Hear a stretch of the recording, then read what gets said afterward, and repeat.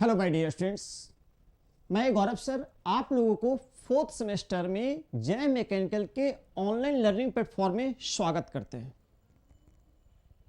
आप लोगों का प्रीवियस थर्ड सेमेस्टर का एग्जाम कुछ दिनों पहले समाप्त भी हो गया और उम्मीद करते हैं कि आप सभी लोगों का बहुत ही अच्छे तरीके से आप एग्जाम भी दिए होंगे और बस आप एग्जाम दे दिए, अब रिजल्ट का वेट नहीं करना है, वो अपना रिजल्ट आते ही रहेगा। साथ साथ बहुत दिन, कुछ दिन या बोल सकते हैं क्या कि 3 से 4 दिन का ब्रेक भी आप लोगों को मिल गया एग्जाम के बाद। तो आप लोग जो भी harassment during third semester exam में आपको हुआ था एग्जामिनेशन के दौरान, क्योंकि मेहनत बहुत ही ज़्यादा आप लोग किए थे, हम लोग से डबल रेट से आप लोग मेहनत किए थे, तो सभी हरासमेंट दूर भी हो गया होगा और अब पूरी तरीके से आप लोग फ्रेश महसूस कर रहे होंगे। तो क्योंकि अब नए ऊर्जा के साथ अब हमें क्या करना है, इस फोर्थ सेमेस्टर का पढ़ाई अब डे 1 आज ही से शुरू कर देना होगा, क्योंकि ये जो सेमेस्टर जो आपका फोर्थ सेमेस्टर है ये आपकी जिंदगी का सबसे इंपॉर्टेंट सेमेस्टर होने वाला है। ऐसा हम क्यों बोल रहे हैं, क्योंकि ये जो सेमेस्टर में जो भी आपको सब्जेक्ट मिलेगा पढ़ने के लिए, वो सब्जेक्ट केवल आपको सेमेस्टर के लिए इंपॉर्टेंट नहीं है, साथ साथ आपको कॉम्पिटिटिव एग्जाम्स आने वाले टाइम में जब आप कॉम्पिटिटिव एग्जाम्स में बैठोगे तो उसके लिए इस सेमेस्टर में जो भी सब्जेक्ट आपको पढ़ने के लिए मिला है, चाहे वो सॉम का बात करें या थ्योरी ऑफ मशीन का बात करें, मेट्रोलॉजी का बात करें, थर्मल इंजीनियरिंग 2 का बात करें या इवन मैन्युफैक्चरिंग टूल्स का बात करें, ये सभी आपका एक तरीके से सबसे मोस्ट इंपॉर्टेंट सेमेस्टर है, क्योंकि यहाँ से जो भी क्वेश्चन आपको मिलेगा वो सेम टू सेम आपको कॉम्पिटिटिव एग्जाम्स में भी बहुत ही फायदेमंद साबित होने वाला है।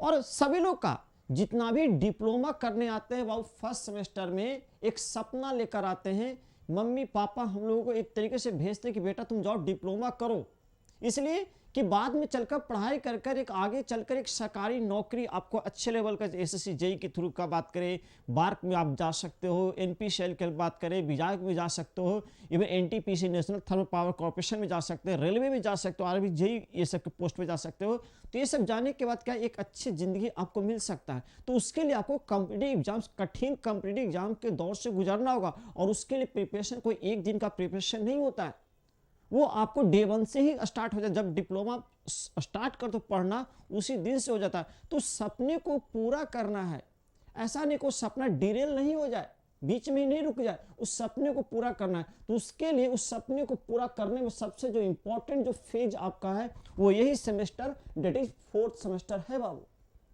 क्योंकि इस सेमेस्टर में केवल ना इस जो 5 सब्जेक्ट आपको इस सेमेस्टर मिले केवल वही नहीं पढ़ना है, साथ साथ आपको जो थर्ड सेमेस्टर में जो पढ़े हैं सब्जेक्ट, उस सब्जेक्ट को भी रिवाइज करना है। क्योंकि थर्ड सेमेस्टर में जो सब्जेक्ट मिला है और जो फोर्थ सेमेस्टर में सब्जेक्ट मिला है 5 + 5 10 सब्जेक्ट, यही 10 सब्जेक्ट आपको आने वाले टाइम में जब कॉम्पिटिटिव एग्जाम्स में जब बैठोगे तो उसका जो कॉम्पिटिटिव एग्जाम्स, कोई भी कॉम्पिटिटिव एग्जाम्स हो, उसका जो सिलेबस है उसका 70 से 75% सिलेबस आपको इसी 2 सेमेस्टर डेट इज थर्ड और फोर्थ सेमेस्टर में कवर हो जाता है। और जिस बच्चा का थर्ड और फोर्थ सेमेस्टर अच्छे से पकड़ हो गया मतलब उसका भविष्य आगे उज्जवल है बाबू। और किसी कारणवश थर्ड सेमेस्टर अगर थोड़ा मैंने कम भी पढ़ाई किया है तो उस थर्ड सेमेस्टर को इस सेमेस्टर फोर्थ सेमेस्टर में रिवाइज करना है, साथ साथ रिवाइज करना है। इसीलिए बोल रहे कि ये सेमेस्टर आपके लिए बहुत ही इंपॉर्टेंट है। तो अगर हम बात करें इस सेमेस्टर में, फोर्थ सेमेस्टर में अगर बात करें तो टोटल आपको 5 सब्जेक्ट पढ़ना है। पहला स्ट्रेंथ ऑफ मटेरियल, उसका मेट्रोलॉजी है, थ्योरी ऑफ मशीन है, थर्मल इंजीनियरिंग 2 है और फिर एक क्या वो आपका कि मशीन टूल है। ये पांचों सब्जेक्ट बोल सकते हैं कि इतना इंपॉर्टेंट है और बहुत ही कॉन्सेप्चुअल। क्यों? क्योंकि पहला जो 3 बोल सकते हैं क्या कि आपका strength of material, theory of machine, thermal engineering 2 पूरी तरीके से न्यूमेरिकल पेपर है। आपका मेट्रोलॉजी भी बहुत ही कॉन्सेप्चुअल पेपर है, उसमें मेजरमेंट, बहुत सारे मेजरमेंट टूल्स के बारे में पढ़ना बहुत ही इंपॉर्टेंट है, उसमें कुछ न्यूमेरिकल भी आपको मिलेगा। मशीन टूल में कुछ न्यूमेरिकल्स आपको मिलने वाले हैं, कुछ आपको समझना भी होगा, लेकिन थ्योरी जो है वो बहुत ही कॉन्सेप्चुअल है, मतलब ये इतना आसान होने वाला नहीं है। लेकिन उसको आसान हम लोग बनाएंगे, उसके लिए हम लोगों को भी समय देना पड़ेगा और हम लोगों से ज़्यादा समय आप लोगों को देना होगा मेरे साथ। तो इसलिए अब क्या करते हैं कि पूरी तरीके से आप भी फ्रेश हैं और अच्छे से अब क्या करते हैं, पढ़ाई शुरुआत कर देते हैं। तो अगर हम बात करें इस सेमेस्टर में, तो हम पढ़ाएंगे आपको थर्मल इंजीनियरिंग 2 पढ़ाएंगे। और अगर हम बात करें थर्मल इंजीनियरिंग 2 सब्जेक्ट का अगर बात करें, तो इसका सिलेबस का अगर बात करें तो मोटे तौर पे हम ये कह सकते हैं कि जो बेसिक मैकेनिकल इंजीनियरिंग सब्जेक्ट जो आप पढ़े हो 3rd सेमेस्टर में, उसका एक्सटेंशन पार्ट, मतलब क्या, उसी को अब आगे बढ़ाना है। जैसे unit number 1 basic mechanical engineering subject में यूनिट नंबर 1 आप पढ़े इंट्रोडक्शन टू थर्मोडायनेमिक्स। उसी थर्मोडायनेमिक्स का पूरा कॉन्सेप्ट हम लोग थर्मल इंजीनियरिंग 2 में यूज करने वाले हैं। उसके बाद आप बीएमई का यूनिट नंबर 2 जो सेकंड पार्ट है, डेट इज बॉयलर के बारे में पढ़ना था। तो अब यहाँ जो बॉयलर है उसको, बॉयलर को डिटेल्ड में पढ़ेंगे। बॉयलर क्या है, क्लासिफिकेशन ऑफ बॉयलर का बात करें, उसके बाद हम बोल सकते हैं क्या कि उसमें से सबसे most important Cochran boiler, Babcock Wilcox boiler, Velox boiler, Loeffler boiler, Benson boiler, ये सबका हमें कंस्ट्रक्शन वर्किंग देखना होगा। उसका fire tube, water tube boiler का तो वही मिलेगा। नेचुरल सर्कुलेशन, फोर्स सर्कुलेशन क्या होता है ये मिलेगा। बॉयलर माउंटिंग्स, बॉयलर एसेसरीज क्या होता है, ये सब पढ़ाई करना। और इसमें कुछ ड्रॉट भी आएगा टर्म, बॉयलर चिमनी हाइट क्या होता है, इस पे बेस न्यूमेरिकल भी पढ़ना है हम लोग को। उसके बाद अगर बात करें तो यूनिट बेसिक मैकेनिकल ये सब्जेक्ट का जो यूनिट नंबर 3 है, उसमें जो आप बोल सकते हैं जो पहला पार्ट है स्टीम टरबाइन, वो स्टीम टरबाइन को एक यूनिट के रूप में आपको पढ़ना है कि डिटेल में कि स्टीम टरबाइन क्या होता है। क्लासिफिकेशन पर steam turbine based upon principle impulse reaction turbine देखे थे, वहाँ हम देखे थे क्या कि पेल्टनविल करें, ये हम बोल सकते हैं क्या कि डी लेवल टरबाइन का बात करें। उसका पार्सन रिएक्शन टरबाइन का बात करें तो ये सबका हमको डिटेल में वेलोसिटी ट्रायंगल डायग्राम ड्रॉ करना होगा। उसके बाद ब्लेड इफिशिएंसी निकालना होगा, इस पर न्यूमेरिकल लगाना होगा हम लोगों को। कंपाउंडिंग ऑफ स्टीम टरबाइन क्या होता है, उसके बाद गवर्निंग ऑफ स्टीम टरबाइन, ये सब पढ़ना है। और एक मोस्ट इंपॉर्टेंट चीज क्या कि एक और एक्स्ट्रा आपको इसमें पढ़ना है थर्मल 2 में, डेट इज स्टीम नोजल के बारे में पढ़ना है कि स्टीम नोजल क्या है, कितने तरह का स्टीम नोजल है। उसके बाद इसमें से अगर बात करें थर्मल पावर प्लांट का अगर बात करें तो उसमें वर्किंग फ्लूइड क्या होता है, उसमें वर्किंग फ्लूइड आपको क्या है बाबू, स्टीम है, मतलब वाटर वेपर के रूप में वर्किंग फ्लूइड यूज करते हैं स्टीम। तो प्रॉपर्टीज ऑफ स्टीम हम लोगों को यहाँ पे क्या करना, पढ़ना है। तो हम ये बोल सकते हैं कि ये जो आपका सब्जेक्ट है वो एक्चुअली में बेसिक मैकेनिकल इंजीनियरिंग सब्जेक्ट का एक्सटेंशन पार्ट है, मतलब उसी को आगे और हमें क्या करना है, डिटेल में पढ़ना है। बहुत ही इंटरेस्टिंग सब्जेक्ट है, एकदम न्यूमेरिकल सब्जेक्ट है, बहुत ही मजा आने वाले हैं। और इसमें जो भी टॉपिक इस सब्जेक्ट के तहत पढ़ेंगे वो सभी टॉपिक आने वाले कॉम्पिटिटिव एग्जाम्स के लिए मोस्ट इंपॉर्टेंट टॉपिक होने वाला है बाबू। तो चलिए अब हम इस सब्जेक्ट को डिटेल में समझते हैं कि सब्जेक्ट है क्या, क्या सिलेबस रहने वाला है, कैसे सब्जेक्ट को हम लोग पढ़ेंगे और कौन कौन सा रेफरेंस बुक के तौर पे हम लोग यूज कर सकते हैं। ये सब टोटल बातें हम लोग करते हैं। तो अगर हम बात करें, सबसे पहले अगर बात करें तो इस सब्जेक्ट के सिलेबस को समझने से पहले कुछ आपके सामने कुछ हम फिगर रख रहे हैं और आप इस फिगर को हमको देखकर आप बतलाइएगा थोड़ा सा। अगर हम बात करें सबसे पहले नीचे क्या देखिए कि एक क्या भाव कि आपका रेल लोकोमोटिव है, इसका मतलब क्या, ये इलेक्ट्रिक पे ट्रेन चल रही है। तो बताइए कि जो यहाँ पे इसको, इस ट्रेन को चलाने के लिए जो इलेक्ट्रिकल पावर चाहिए, इलेक्ट्रिकल पावर चाहिए ना, तो इलेक्ट्रिकल पावर का जनरेशन तो कहीं ना कहीं तो हो रहा है, किसी न किसी पावर प्लांट के थ्रू हो रहा होगा, डेट इज। उसके बाद देखिए कि एक ऑटोमोबाइल इंडस्ट्री है जहां पे क्या हो रहा है एक तरीके से कि ऑटोमोबाइल का मैन्युफैक्चरिंग हो रहा है, असेंबली हो रहा है। तो यहाँ भी डिफरेंट मशीन टूल हम लोग क्या कर रहे हैं, यूज कर रहे हैं। इस मशीन टूल को चलाने के लिए भी हमको क्या चाहिए, इलेक्ट्रिकल पावर चाहिए। उसके बाद मैन्युफैक्चरिंग इंडस्ट्री का बात करें तो यहाँ भी मशीन टूल जैसे lathe machine, shaper machine, milling machine, drilling machine, CNC, ये सब की बात करते हैं। तो ये सब को चलाने के लिए हमको क्या चाहिए, इलेक्ट्रिकल पावर चाहिए ना, डेट इज पावर चाहिए। उसके बाद आपका एयरक्राफ्ट, इसको चलाने के लिए क्या चाहिए, एक पावर चाहिए बाबू, पावर चाहिए। उसके तो ये सब जो पावर ये सब में चाहिए। और आपको मालूम है किसी भी कंट्री के लिए ग्रोथ किस पे डिपेंड करता है? इंडस्ट्री पे डिपेंड करता है। जितनी ज़्यादा इंडस्ट्री रन करेगा उतने ज़्यादा किसी भी कंट्री का ग्रोथ उतना ही ज़्यादा होगा, और जितने ज़्यादा किसी कंट्री का ग्रोथ ज़्यादा होगा उतने ज़्यादा उस कंट्री के जो देशवासी लोग होंगे, देशवासी, उनका एक तरीके से ज़िंदगी बेहतर होता है बाबू।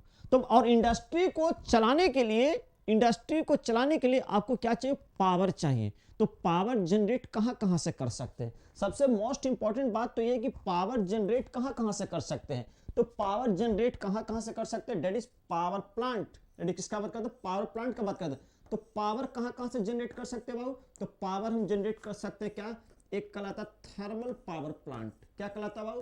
Thermal power plant. क्या कहलाता है बाबू? Thermal power plant. क्या कहलाता है? थर्मल पावर प्लांट कहलाता है।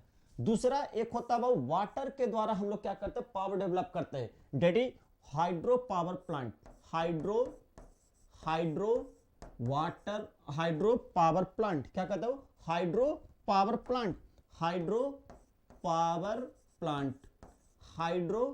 Power plant. उसके अगर बात करें तो क्या? यूरेनियम के माध्यम से हम लोग क्या करते हैं? पावर जनरेट करते हैं। डेट इज का न्यूक्लियर पावर प्लांट। क्या जानते हैं बाबू? Nuclear power plant. ये सब का आप नाम सुने भी होंगे पहले से। Nuclear power plant. और आप थर्ड सेमेस्टर में IC engine, internal combustion engine detail में पढ़कर आए। डेडी आईसी पावर प्लांट ये सब पढ़कर टोटल आए बाबू। उसके अगर बात करें तो एक तरीके से सोलार पावर प्लांट। क्या पढ़े बाबू? Solar power plant. Solar energy, wind energy, ये सब का बात आप किए होंगे।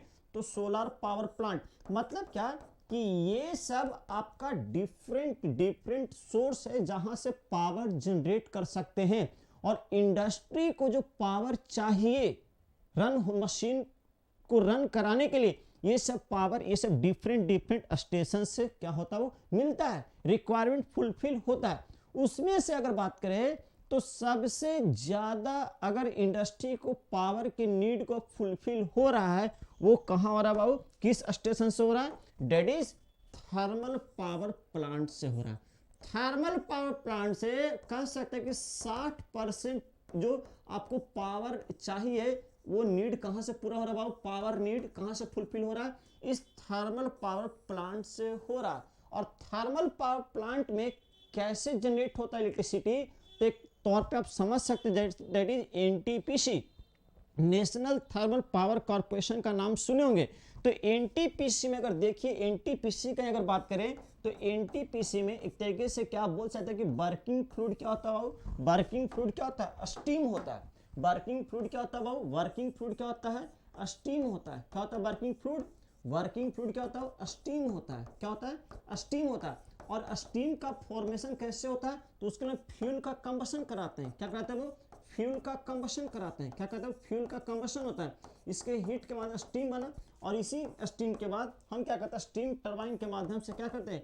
मैकेनिकल वर्क में कन्वर्ट करते हैं। उसका जनरेटर के माध्यम से इलेक्ट्रिकल एनर्जी क्या करते हैं? क्रिएट करते हैं। इसका मतलब क्या कि थर्मल पावर प्लांट में क्या होता है? हीट से, किससे बाबू? हीट से वर्क में कन्वर्जन होता है। हीट से वर्क में क्या होता है? वो कन्वर्जन होता है। और वर्क पर यूनिट टाइम ही क्या? वो पावर है। वर्क पर यूनिट टाइम ही क्या? वो पावर है। डेट इज क्या? जहां पे हीट और वर्क का कन्वर्जन का बात आता है तो वहां पे क्या कहलाता है? थर्मल पावर प्लांट कहलाता है। और यहां पे हीट कैसे जनरेट होता है बाबू? इसमें कुछ वर्किंग फ्लूइड होगा जो कि हीट को लेकर आगे कैरी करेगा। मतलब based upon working fluid thermal power plant भी बहुत तरीके का होता है, जैसे IC engine, internal combustion engine. उसके बाद बात करें steam power plant, gas turbine power plant, ये सब अलग अलग डिफरेंट आपको आएगा। तो मतलब ये सब समझिए कि आपके इंडस्ट्री को 60% पावर जो रिक्वायरमेंट है वो फुलफिल करा वो थर्मल पावर प्लांट से है। तो इसी चीज को हमें क्या करना है कि इसके बारे में डिटेल्ड हम लोग को फोकस करना है। और इस 60% में भी अगर बात करें तो मेनली थर्मल पावर प्लांट में मेनली हम लोग 3 पावर प्लांट का बात करते हैं। मेनली कितना हो? 3 पावर प्लांट का बात करेंगे। एक बात करेंगे स्टीम पावर प्लांट, एक इसका बात करेंगे बाबू स्टीम पावर प्लांट जो कि एनटीपीसी का हम बात करते हैं, स्टीम पावर प्लांट। उसके बाद अगर हम देखें क्या स्टीम पावर, उसके बाद इसी के अंदर हम बात करें क्या IC power plant, IC engine मतलब internal combustion engine power plant, IC power plant, और एक होता है गैस टरबाइन पावर प्लांट। एक होता है क्या हो, gas turbine power plant, gas turbine power plant, PP. क्या होता है, gas turbine power plant, gas turbine power plant, gas turbine PP मतलब पावर प्लांट। ये तीन पावर प्लांट का मेनली हम लोग बात करते हैं। और इस तीनों पावर प्लांट का कुछ ना कुछ क्या वो मेरिट है और कुछ ना कुछ क्या वो डिमेरिट है। और हम लोग का जो इलेक्ट्रिसिटी का जो नीड है इस तीनों पावर प्लांट से हम लोग का नीड फुलफिल हो रहा है। मतलब क्या, मोटे तौर पर अगर हम बात करें तो इस तीन पावर प्लांट के कुछ पैरामीटर के आधार पे अगर आप इसको क्लासिफाई कर सकते, समझ सकते, जैसे कि सपोज करो यहाँ पे देखो क्या कि आपका एक तरफ क्या स्टीम पावर प्लांट है, ये क्या वो गैस टरबाइन पावर प्लांट है, और एक आपका क्या वो आईसी इंजन है। तो स्टीम पावर प्लांट का अगर देखिए तो क्या कि आप बोल सकते हैं कि वेट बोलने का मतलब क्या कि अगर आप 1 किलोवाट पावर अगर जनरेट कर रहे हैं, 1 किलोवाट अगर पावर जनरेट कर रहे हैं तो उसके लिए जो प्लांट का जो साइज और जो वेट होगा उसके लिए 55 केजी पर किलोवाट रिक्वायरमेंट होगा, मतलब 55 केजी होगा। लेकिन गैस टरबाइन में केवल ओनली 20 केजी, और आईसी इंजन में वही 1 किलो पावर जनरेट करने के लिए आपको जो इंस्टॉल करिएगा डिवाइस उसका ओवरऑल जो वेट होगा वो 115 होगा। इसका कहने का मतलब क्या कि आप देख सकते हैं आईसी इंजन भारी भरकम होता है पर किलोवाट, लेकिन ओवरऑल मैक्सिमम जो पावर जो सबसे ज्यादा डेवलप कर सकते हैं वो स्टीम पावर प्लांट से कर सकते हैं, और सबसे कम किससे, वो गैस टरबाइन से। लेकिन गैस टरबाइन पावर प्लांट जो स्टीम पावर प्लांट और आईसी पावर प्लांट है दोनों के मुकाबले बहुत ही हल्का होता है वो, क्योंकि इसका देखिए ओनली केवल 20 केजी पर किलोवाट, मतलब 1 किलोवाट पावर जनरेट करने के लिए जो कैपेसिटी जो होगा गैस टरबाइन का, उसका जो ओवरऑल वेट होगा वो केवल 20 केजी होगा। और अगर आप देखें तो एरोप्लेन का बात करिए, एयरक्राफ्ट इंजन का बात करिए, तो वहां जो पावर जनरेट के लिए कोई ना कोई तो प्लांट चाहिए ना, तो डेट गैस टरबाइन पे वर्क करता है। तो मतलब वहां क्या चाहिए एरोप्लेन के लिए, जो हल्का वेट हो, हल्का वजन का हो, तो डेट इज ये कहां सुटेबल है, गैस टरबाइन कहां सुटेबल है, डेट इज आपका एयरक्राफ्ट इंजन में। एक और होता है जो कि अभी आपको समझ में उतना नहीं आएगा, वर्क रेशियो और बैकवर्क रेशियो। तो स्टीम पावर प्लांट का वर्क रेशियो बहुत ही अच्छा होता है, यही कारण सबसे ज्यादा स्टीम पावर प्लांट पर हम लोग क्या करते हैं, डिपेंड करते हैं। उसके बाद कुछ फैक्टर पॉल्यूशन का भी है कि अगर देखिए पॉल्यूशन का देखिए तो स्टीम पावर प्लांट जो सबसे ज्यादा पॉल्यूशन क्रिएट करता है और गैस टरबाइन सबसे कम पॉल्यूशन क्रिएट करता है, और आपका आईसी इंजन थोड़ा सा मीडियम है। इफिशियंसी का बात करिए तो इफिशियंसी स्टीम पावर प्लांट 35 से 37% इफिशियंट है थर्मल इफिशियंसी, गैस टरबाइन 22 से 27% ही इफिशियंट है। यही कारण है कि एयरक्राफ्ट इंजन का प्राइस देखते हो इकोनॉमी बहुत ज्यादा, क्योंकि बहुत ही कम इफिशियंट होता है। आईसी इंजन का देखिए तो 27 से 32% क्या हुआ आपको थर्मल इफिशियंसी है। ये सब आपका बोल सकते हैं क्या कि एक तरीके से क्या है कि आपका अलग अलग पैरामीटर के आधार पे तीनों पावर प्लांट का कंपैरिजन है। इसको हम आगे चलकर डिटेल में समझे क्या है, लेकिन इतना ही समझ में आ रहा है कि हम लोग को थर्मल पावर प्लांट के अंदर 3 पावर प्लांट पढ़ना है, steam power plant, gas turbine power plant, और एक क्या हो आईसी इंजन पावर प्लांट। और आईसी इंजन पावर प्लांट पूरी तरीके से थर्मल इंजीनियरिंग 1 में आप पढ़ाई कर चुके हैं। और अब हमें क्या पढ़ना है, 2 remaining power plant, that is gas turbine power plant और स्टीम पावर प्लांट हम लोगों को क्या करना पढ़ना है। तो जो आपका यूनिट नंबर 1 है, आपका जो यूनिट नंबर 1 आपका है थर्मल इंजीनियरिंग 2 में, यूनिट नंबर जो 1 है वो यूनिट नंबर 1 एक्चुअली में गैस टरबाइन ही है। शुरू ही कहां से हो रहा है, यूनिट नंबर 1 जो है वो क्या गैस टरबाइन है, और इसी में इसका एक्सटेंशन पार्ट है एक जेट प्रोपल्सन पढ़ना। तो gas turbine and jet propulsion and jet propulsion. अगर आप देखते हो क्या कि आजकल फाइटर मिलिट्री वाला क्या होता है कि फाइटर जेट का यूज करता है, सुखोई ये सब का नाम सुनेंगे बाबू। इसका मतलब क्या कि ये सब में इसी का एडवांस फॉर्म गैस टरबाइन का एडवांस टेक्नोलॉजी हम लोग क्या करते हैं यूज करते हैं। जेट प्रोपल्सन, इसे पढ़ना एक रॉकेट प्रोपल्सन जो इसरो से जो सैटेलाइट ये सब लॉन्च करते हैं रॉकेट ये सब, तो ये सब का भी बारे में किस पे वर्क करता है, कितने देर रॉकेट प्रोपल्सन होता है, ये सब क्या करना है पढ़ाई टोटल करना है। तो पहला यूनिट ही आपका गैस टरबाइन से क्या होता है शुरू होता है। उसके बाद बाकी जो रिमेनिंग जो आपका यूनिट नंबर 2, 3, 4, 5 है वो आपको स्टीम पावर प्लांट से रिलेटेड है। स्टीम पावर प्लांट से क्या भाव रिलेटेड है। जैसे कि अगर आप देखिए तो क्या कि आप ये कह सकते हैं कि एक थर्मल पावर प्लांट का अगर आप ब्लॉक डायग्राम, जो कि बेसिक मैकेनिकल इंजीनियरिंग सब्जेक्ट में हम पढ़ाए भी थे, आप कोई भी एनटीपीसी के सामने से गुजरते होंगे अगर, तो आप इस तरीके का आप देखते भी होंगे, दो गो बड़ा बड़ा टावर दिखता होगा, एक चिमनी देखता होगा, इससे भी धुआं निकलता होगा बाबू, ये दो ऐसा ऐसा चिमनी टाइप के दिखता होगा। तो ये सब अलग अलग अरेंजमेंट है। मतलब एनटीपीसी का बात करें तो इसका ब्लॉक डायग्राम का बात करें तो एक एनटीपीसी में मेनली 4 कंपोनेंट होता है। एक होता है बॉयलर, जहां पे स्टीम का क्या होता है फॉर्मेशन होता है। दूसरा क्या होता है वो आपका स्टीम टरबाइन होता है। दूसरा क्या होता है बाबू स्टीम टरबाइन होता है। तीसरा क्या होता है, तीसरा अगर हम बात करें तो डैडी स्टीम कंडेंसर होता है, जहां पे स्टीम का कंडेंसेशन होता है, स्टीम कंडेंसर होता है। और एक होता है आपका फीड वाटर पंप। एक क्या होता है वो फीड वाटर पंप। एक क्या होता है फीड वाटर, एक आपका होता है फीड वाटर पंप होता है। फीड वाटर क्या होता है वो पंप होता है। इसका मतलब क्या कि जो फीड वाटर पंप, ये 4 मेनली कंपोनेंट होता है, 4 कंपोनेंट बेसिक। बॉयलर में क्या होता है आपका वाटर से स्टीम का कन्वर्जन होता है।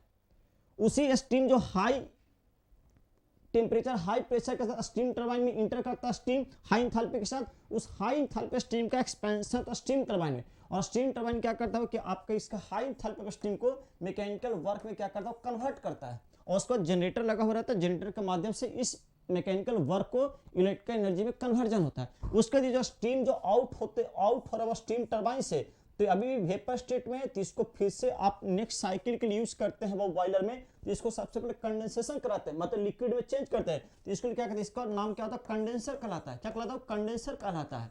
और उसके बाद ये तक फीड वाटर पंप, जो स्टीम जो कंडेंस हुआ लिक्विड में, इसी फीड वाटर पंप के माध्यम से हम बॉयलर में फिर से क्या करते हैं वो फीड करते हैं। बॉयलर में क्या करते हैं वो फीड करते हैं। तो ये क्या होता है फीड वाटर पंप होता है। तो मेनली थर्मल पावर प्लांट में 4 कंपोनेंट होता है। तो उसमें से देखिए आपका जो बोल सकते हैं कि इसमें वर्किंग फ्लूइड, एक थर्मल पावर प्लांट का स्टीम पावर प्लांट का वर्किंग फ्लूइड क्या है स्टीम है। तो स्टीम एक तरीके से वर्किंग फ्लूइड है, तो इसका प्रॉपर्टीज पढ़ना है, that is properties of steam.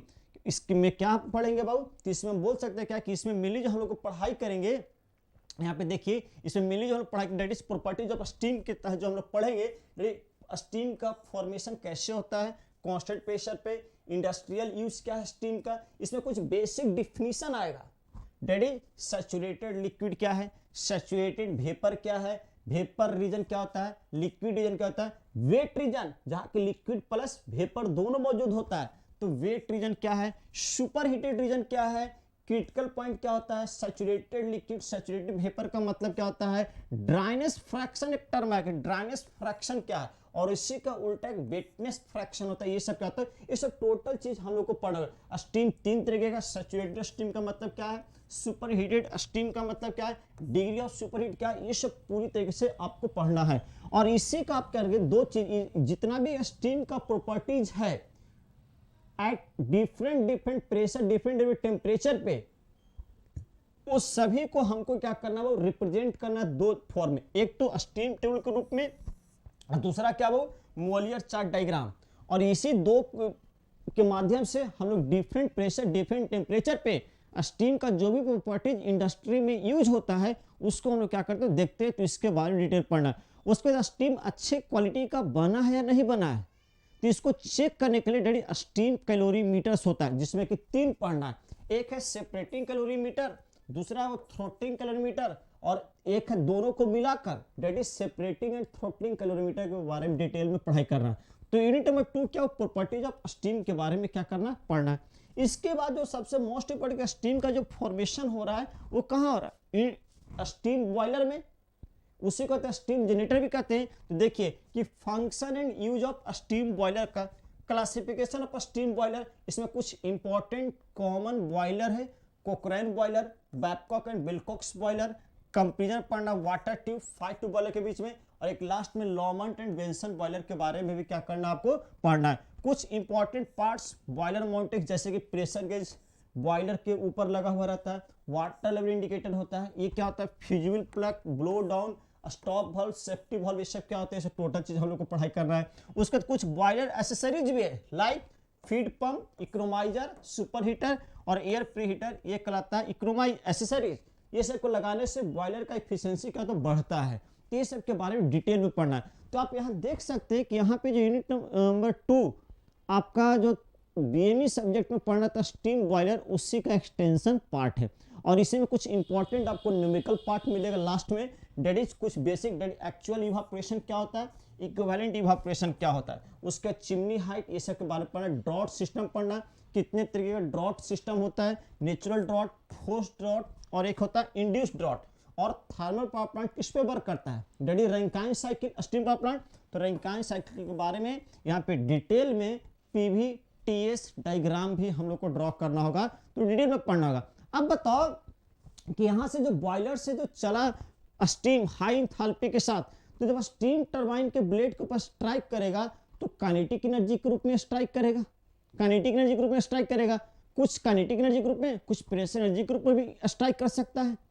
और ये भी हो सकता है कि कंप्लीटली काइनेटिक एनर्जी के रूप में स्ट्राइक कर सकते हैं। तो किस प्रिंसिपल पे काम कर रहा है, इंपल्स टरबाइन है कि रिएक्शन टरबाइन है, उस पर काम करेगा। लेकिन ये जरूर है कि प्रेशर एनर्जी से काइनेटिक कन्वर्ट करना है, तो उसके लिए जो डिवाइस यूज करते हैं दैट इज नोजल कहलाता है। तो स्टीम नोजल के बारे में पढ़ना है। तो यूनिट नंबर 4 जो है आपको स्टीम नोजल के बारे में पढ़ना है कि स्टीम नोजल होता क्या है, और इसमें कुछ कंडीशन निकालना, वेलोसिटी ऑफ स्टीम निकालना नोजल के थ्रू। उसके बाद इस सभी प्रॉपर्टीज को हम क्या, कितना इंथैल्पी ड्रॉप हुआ है इसको निकालना है, इसको मोलियर चार्ट डायग्राम पे भी रिप्रेजेंट करना है, कितना डिस्चार्ज हो रहा है स्टीम नोजल से इसके बारे में निकालना है, और कितने तरीके का स्टीम नोजल होता है, कन्वर्जेंट नोजल होता है, डाइवर्जेंट नोजल होता है, और रियल में कन्वर्जेंट डाइवर्जेंट नोजल तीनों ही होता है। एक क्या होता है, कन्वर्जेंट नोजल होता है,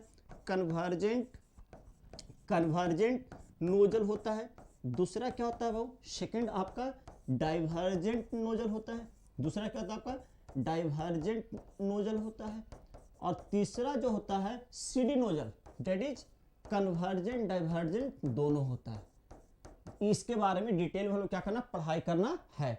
और जो लास्ट यूनिट है दैट इज स्टीम टरबाइन, जहां पे क्या होता है, इंथैल्पी जो स्टीम का है उसको हम लोग चीज क्या मैकेनिकल एनर्जी में क्या करते हैं, कन्वर्ट करते हैं। तो ये जो स्टीम टरबाइन, तो that is classification of steam turbine, यहाँ पे based upon principle, working principle, based upon governing method.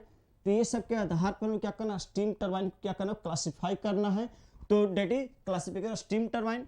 उसका difference between impulse and reaction turbine, दो प्रिंसिपल होता है, इंपल्स और रिएक्शन। पढ़े भी इंपल्स टरबाइन में क्या होता है कि स्टीम टरबाइन ब्लेड को जब स्ट्राइक करता है तो कंप्लीटली काइनेटिक एनर्जी के फॉर्म में स्ट्राइक करता है।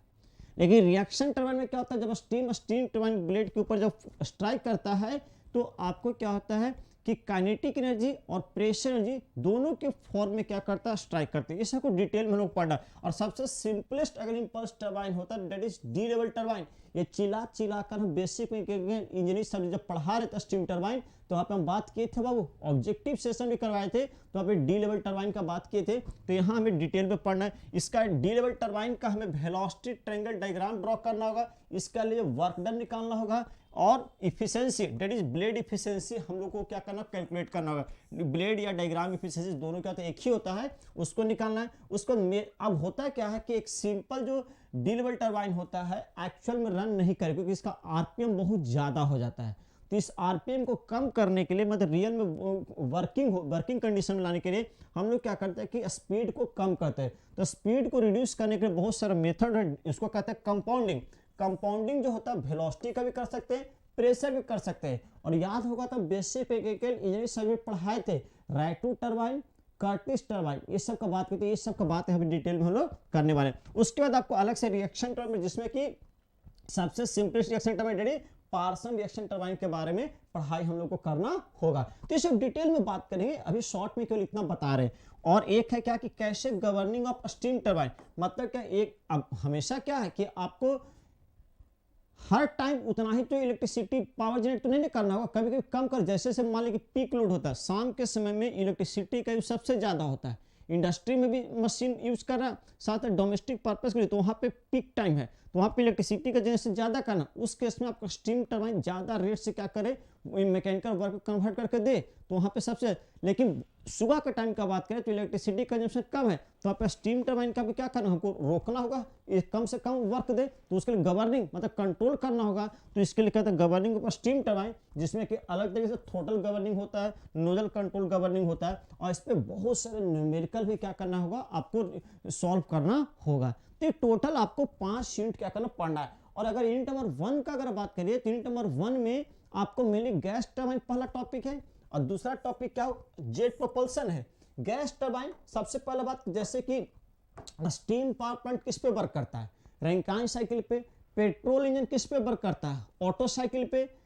डीजल इंजन किस पे वर्क करता है, डीजल साइकिल पे। और ये सब का पीवी और टीएस डायग्राम पहले पढ़े। उसी तरीके से गैस टरबाइन जो होता है, जो कि एयरक्राफ्ट जो रन करते हैं, इसमें गैस टरबाइन ही यूज होता है। तो गैस टरबाइन का जो वर्किंग साइकिल है सबसे पहले, डेट इज ब्रेटॉन साइकिल कहलाता है। क्या कहलाता है, ब्रेटॉन साइकिल। तो ब्रेटॉन साइकिल क्या होता है, वर्किंग साइकिल किसका हो, गैस टरबाइन का।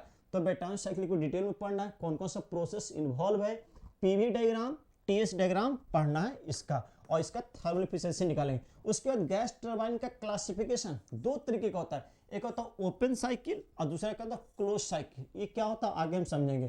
Comparison between gas turbine with reciprocating IC engine. बोले ना कि 3 तरीके का प्लांट होता है, gas power plant, gas turbine power plant, IC engine power plant, और एक कहता है steam turbine steam power plant. तो मतलब तीनों में आपको कंपैरिजन करना है। तो जो कंपैरिजन अभी पहले दिखाया था छोटे तौर पे, उसी कंपैरिजन को बाद में चलकर डिटेल में समझेंगे तो टॉपिक अपने आप का जो कंप्लीट हो जाएगा। उसके बाद एप्लीकेशन और लिमिटेशन क्या गैस टरबाइन का, ये सब देखेंगे। और वही जो ओपन साइकिल और क्लोज साइकिल का बात किए ना बाबू, तो इसका हमें क्या करना है, एक तरीके से साइकिल डायग्राम मतलब लेआउट बनाना है। उसका इसी का सेकंड पार्ट है जेट प्रोपल्सन। एक्चुअली में वर्ल्ड वॉर 2 के दौरान क्या हुआ कि जर्मनी बोल सकते हैं बहुत सारे कंट्री जब पिछड़ने लगा, तो वहां पे क्या हुआ कि एडवांस टेक्नोलॉजी का फाइटर प्लेन्स यूज होना शुरू, जैसे इस तरीके का सुखोई फाइटर जेट ये सब यूज होने लगा।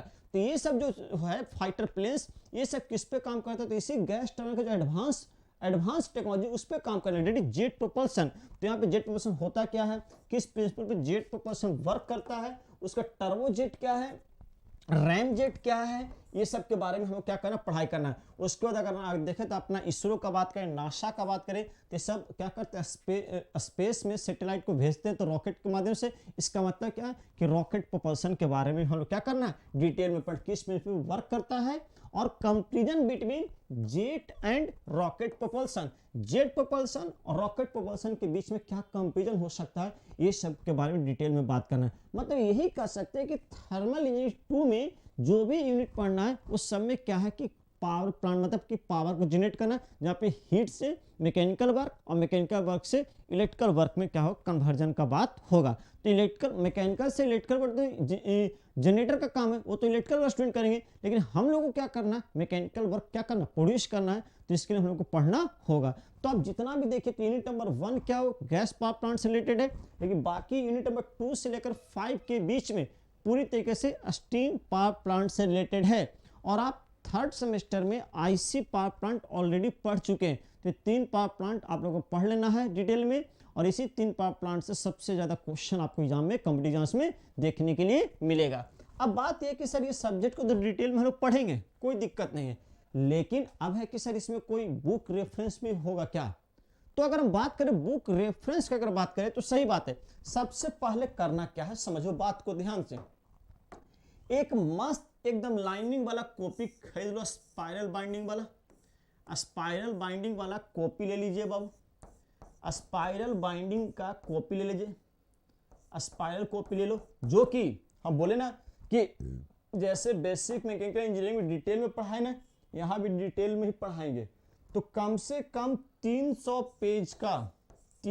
पेज का स्पाइरल कॉपी खरीद लो। साथ साथ आपको कुछ क्या होना चाहिए, पेन, डिफरेंट कलर का पेन होना चाहिए। जो जो टॉपिक इंपॉर्टेंट है उसको मार्क कर लीजिएगा, बताएंगे पढ़ाने के दौरान बताएंगे टोटल चीज।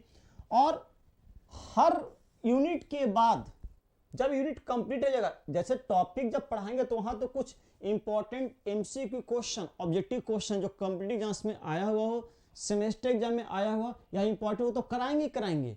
साथ साथ हर यूनिट के बाद इस बार हम लोग क्या करेंगे कि इंपॉर्टेंट एमसीक्यू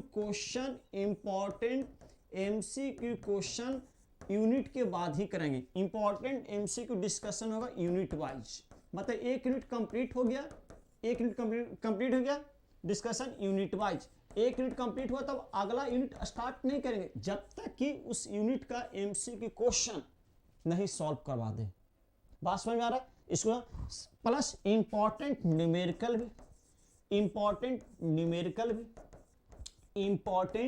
न्यूमेरिकल्स को क्या करेंगे बाबू? सॉल्व करवाएंगे। इतना समझना बात को जरूर कि हम लोगों का नोट्स सफिशिएंट है बाबू, कॉपी नोट्स सफिशिएंट है, और ये चीज आप थर्ड सेमेस्टर में देख लिए होंगे जब बीएमई सब्जेक्ट पढ़ाए हो या सभी टीचर जो भी अपना सब्जेक्ट पढ़ाए हैं, तो जो कंटेंट दिए वो कंटेंट से कुछ बाहर नहीं आया, और आप उसी कंटेंट के आधार पर अगर कॉम्पिटिटिव एग्जाम्स का भी क्वेश्चन आप सॉल्व करेंगे तो आपसे सॉल्व हो जा रहा है, तो इसमें तो कोई परेशानी नहीं है। तो साथ साथ क्या करेंगे, इस बार से और कुछ हम चेंजेस कर रहे हैं। क्या करेंगे, जैसे जैसे यूनिट पढ़ाएंगे ना अब, तो हर यूनिट का इंपॉर्टेंट न्यूमेरिकल सेट और कुछ इंपॉर्टेंट एमसीक्यू का एक तरीके से सीट पेपर बनाएंगे। क्या बनेंगे बाबू? सीट पेपर, और वो हम क्या करेंगे, आप लोग को डिस्ट्रीब्यूट कर देंगे क्लास शुरू होने से पहले। और इसी सीट पेपर को आप लोग क्या करना है कि जीरोक्स करा लेना। क्या कर लेना बाबू? जीरोक्स करा लेना है, और जैसे जैसे टॉपिक होते जाएगा आप इससे एमसीक्यू क्वेश्चन बनाते चलो, साथ साथ टिक मारते चलो, और न्यूमेरिकल क्या करो बाबू? सॉल्व करते चलिए, बहुत अच्छा हो जाएगा। और यही चीज हर यूनिट में क्या करेंगे बाबू? शुरू करेंगे। समझ में आ रहा है? चलिए, उसके बाद भी आपको कुछ अगर मन करे तो आप बुक परचेज कर सकते हो, कुछ अगर फिजिबल हो, अगर आप परचेज कर सकते हो किताब तो कर सकते हो, और नहीं तो हम लोग का जो सफिशिएंट कॉपी नोट्स साथ साथ हम लोग का जो न्यूमेरिकल सीट पेपर देंगे आपको वो सफिशिएंट है। लेकिन उसके बाद भी अगर मन करे तो, या हो सके कि आप कॉलेज के लाइब्रेरी में जाते होंगे तो लाइब्रेरी में बुक अवेलेबल होता है, तो आप वहां से बुक को क्या कर सकते हैं बाबू? इश्यू करवा लीजिए, या नहीं तो आपके सीनियर होंगे तो उनसे अगर उनके पास किताब होगा तो ले सकते हैं, या किसी दुकान पे शॉप पे आपको सेकंड हैंड बुक मिल रहा हो आप वो परचेज कर सकते हैं। क्योंकि फर्स्ट हैंड बुक थोड़ा सा महंगा पड़ जाएगा। तो ये सब कहीं किसी तरीके से मेनली सबसे पहले तो कि आप लाइब्रेरी से क्या कर सकते हैं, इशू करा लीजिए बुक और पढ़िए, बढ़िया से पढ़ लिए जमा कर दीजिए, फिर दूसरा बुक उठाए फिर पढ़ लिए फिर जमा कर दीजिए। तो अगर हम बात करें थर्मल इंजीनियरिंग 2 का, अगर हम बात करें तो थर्मल इंजीनियरिंग 2 के लिए अलग से कोई बुक लेने की जरूरत नहीं है। आप रोशन सर आपको थर्ड सेमेस्टर में थर्मल बुक का खरीदवाएंगे, डेट इज आर एस खुरमी का जो कि ईस्टर्न पब्लिकेशन का थर्मल, इसी में वो सब टॉपिक मिल जाएगा। या अगर कोई बच्चा खरीद ही रहा है तो आप आर.के. राजपूत का भी ले सकते हो, ये भी बहुत ही अच्छी बुक है, बहुत सारे इसमें न्यूमेरिकल दिया हुआ है। ये दोनों राइटर का जो बुक है दोनों में सेम समानता है। क्यों? दोनों का लैंग्वेज आसान है, कंटेंट ठीक है, और न्यूमेरिकल भी बहुत सारा दिया, आप इससे प्रैक्टिस कर सकते हो। कॉम्पिटिटिव तौर पर अगर बात करें तो थोड़ा सा अगर लगे कि सही पढ़ रहे, क्योंकि जज करना बहुत जरूरी है बाबू। आप जो पढ़ रहे हो सही पढ़ रहे हो कि नहीं पढ़ रहे हो, आप जो कॉपी नोट्स बना रहे हैं वो सही बना रहे हैं या नहीं बना रहे हैं, ये आपको पता होना चाहिए। और ये पता कैसे चलेगा? क्योंकि आपका अंतिम जो सपना लेकर चलो क्या है कि एक सरकारी नौकरी चाहिए, और सरकारी नौकरी डिप्लोमा लेवल पे सबसे बड़ा नौकरी एसएससी जेई है। एसएससी जेई के थ्रू जो आप जाइए वो सबसे बड़ा नौकरी है बाबू, डिप्लोमा लेवल पे हम बात कर रहे हैं। तो भैया अगर हम जो पढ़ रहे हैं अगर वो उससे एसएससी जेई का क्वेश्चन बन जा रहा है तो इसका मतलब हम लोग को सही ट्रैक पे है ना, तो उसको जज करना है। तो एक आता है यूथ कंपटीशन टाइम का, क्या वो यूथ कंपटीशन टाइम का जेई का बुक आता है, जेई का बुक आता है एसएससी जेई सब का, मैकेनिकल इंजीनियरिंग का। आप इसको परचेज कर सकते हो, और यहाँ से आप क्या कर सकते हैं, इसको सॉल्व करिए और अपने आप को खुद को चेक करो कि हाँ हम सही पढ़ रहे हैं कि नहीं पढ़ रहे हैं। हम जो कॉपी नोट्स लिख रहे हैं, तैयार कर रहे हैं, उससे मेरा क्वेश्चन सॉल्व हो रहा है या नहीं हो रहा है, ये खुद जज करने का चीज है। बाकी ऐसे तो हम लोग कराएंगे, कंप्लीट करवाएंगे, इसके लिए टेंशन नहीं है। तो बस इतना है, इतना फॉलो करिए, जो जो बात बोले उसको फॉलो करिए। और आप लोगों का रोशन सर अति कर ही दिए कि आपको 26 तारीख से आपका लाइव क्लास शुरू हो जाएगा, और जैसे कि बीएमई में एकदम डेली क्लास लिए ना, कोशिश रहेगा कि थर्मल में भी क्लास लिया जाए उसी तरीके से, और एकदम हर टॉपिक पे बात किया जाए, हर तरीके का क्वेश्चन सॉल्व कर लिया जाए। उससे पहले आप लोग क्या करिए कि जैसे कि थर्ड सेमेस्टर में जय मैकेनिकल 2.0 पे कोर्स था बाबू, तो नहीं, अब इस बार क्या है कि आप उस ऐप को हटा दो, अब वापस अब हम लोग आ जाते हैं जो पुराने वाले ऐप है जय मैकेनिकल, उसका लोगो इस तरीके का दिख रहा होगा प्ले स्टोर में, तो अब इस जय मैकेनिकल को इंस्टॉल कर लो, क्योंकि अब इसी पे क्लास चलेगा, चाहे वो लाइव क्लास हो या कंटेंट हो, रिकॉर्डेड वीडियो हो, ये सभी टोटल चीज अब क्या है बाबू कि पुराने वाले जय मैकेनिकल पे। तो क्या करना है बाबू, जय मैकेनिकल प्ले स्टोर से डाउनलोड कर लेना है। जय मैकेनिकल 2.0 नहीं, क्या वो जय मैकेनिकल ही केवल होगा, वो क्या करना, इंस्टॉल कर लेना, यहाँ से आप कोर्स क्या करें परचेज करिए और पढ़ाई क्या करो अब शुरू कर दो। सबसे मोस्ट इंपॉर्टेंट सेमेस्टर है आपका, बोल सकते हैं कि इस डिप्लोमा में सबसे मोस्ट इंपॉर्टेंट सेमेस्टर है। तो शुरू करें पढ़ाई, बाकी बातें करते हैं जब लाइव क्लास आपका शुरू होता है तो वहाँ से हम लोग बात करते हैं। सो आज के लिए इतना ही, तब तक के लिए टेक केयर, खुश रहिए, जय मैकेनिकल।